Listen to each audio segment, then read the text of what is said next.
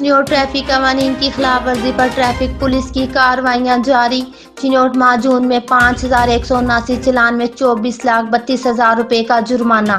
Chiniot 145 platform 210 गैर नमूना number plates और 1462 ओवरलोडिंग पर कार्रवाई की गई। चिन्योट बगैर ड्राइविंग लाइसेंस 566 ड्राइवरान के खिलाफ कार्रवाई की गई। चिन्योट मुख्तलिफ थानों में तेज रफ्तारी के 20 मुकदमा दर्ज किए गए। चिन्योट एजुकेशन यूनिट ने ड्राइवरान को ट्रैफिक कवानीन से आगाही लेक्चर भी दिए। DSP ट्रैफिक चिन्योट ट्रैफिक कवानीन की खिलाफ वर्जी करने वाले किसी रायत के मुस्तहिक नहीं। Anjum Shahzad, district bureau chief, Malik Maqsood, Chinioti, Mission News Chiniot.